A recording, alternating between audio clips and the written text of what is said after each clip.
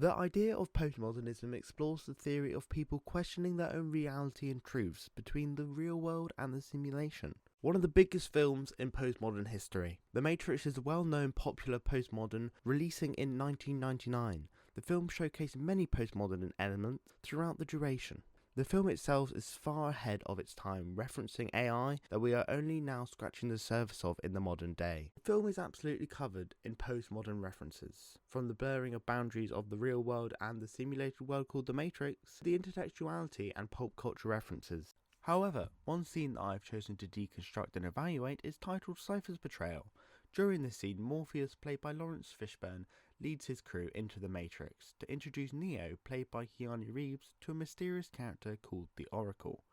When on their way back to their reality of the broken world, they are faced with the agents as they change the Matrix around them, all beginning with a cat.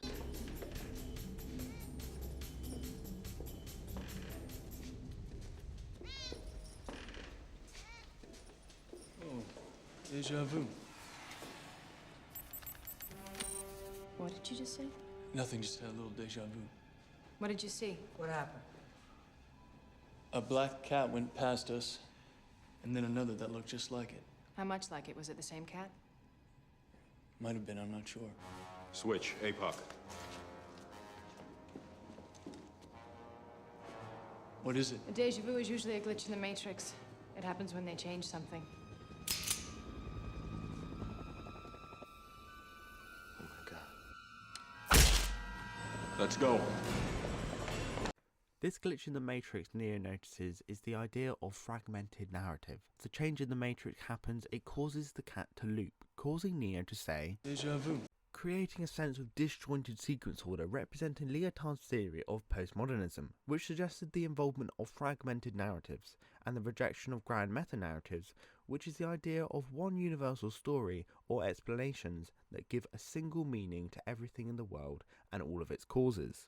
This small scene also links to Baudrillard's theory of postmodernism also, with the idea between the reality and the simulation being blurred, a question that we as the audience ask ourselves throughout the film a lot. What is real? Where are they? And is this really happening?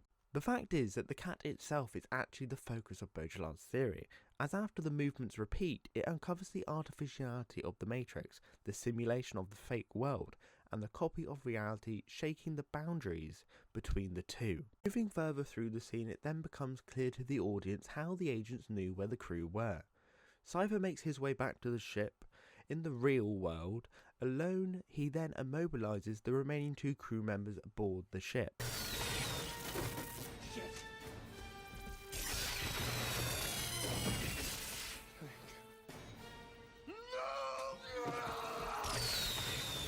I don't know, it just went dead.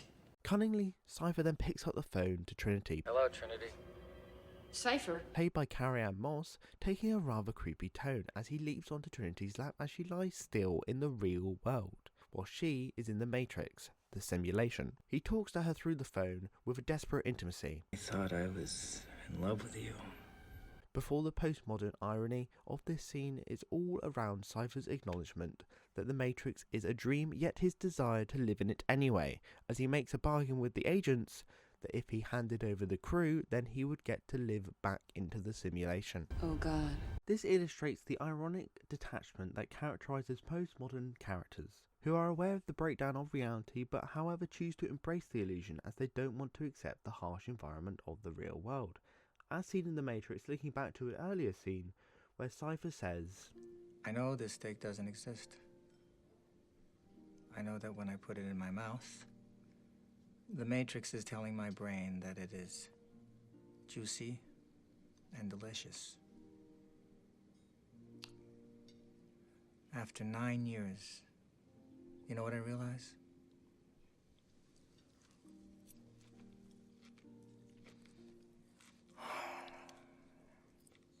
Ignorance is bliss. Reinsert me into the Matrix.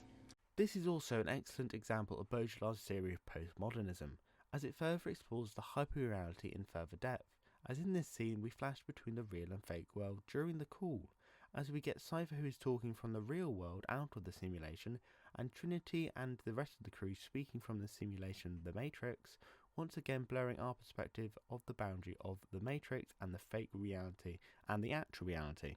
However, this scene also explores the idea of simulacra, which is foreshadowed from the beginning of the film, adding a form of intertextuality.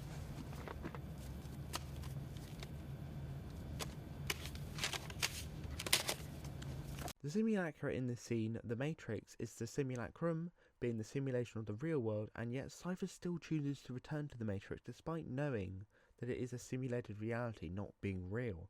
Referring to the simulacra, the idea of representation or imitation of things, and the similarities between the reality and the not. As a final note to the scene, throughout the entirety of the film, in fact, there is an example of Frederick Jameson's theory of postmodernism, more specifically his idea of pastiche, and within that blending multiple genres and styles together. The obvious note being the characteristics cyberpunk outfits, being recognisable throughout the whole film, but especially during Cypher's betrayal as we see them all. This is an obvious example of pastiche because it shows the mixing and borrowing of various styles and cultural references, being both blending the two styles of retro and futuristic together, which blending multiple genres, therefore representing pastiche. The scene ends with Cypher killing off many of the crew members in the hyper-reality of the Matrix, as he unplugs them from the real world and they drop dead in the simulation. God damn you, Cypher! He then moves to kill Neo, but before then he ends up being stopped by a crew member he thought that he immobilized, however just knocked unconscious, and now is awake and takes out Cypher before he is able to kill any more members of the crew. In conclusion, The Matrix explores many areas of postmodernism in film, and in this scene we primarily see theories of hyperreality and the blending of two worlds, the Matrix and the reality of the broken world, as we flash between them. However, we do also see several examples of pastiche, fragmented narratives, and the simulacra.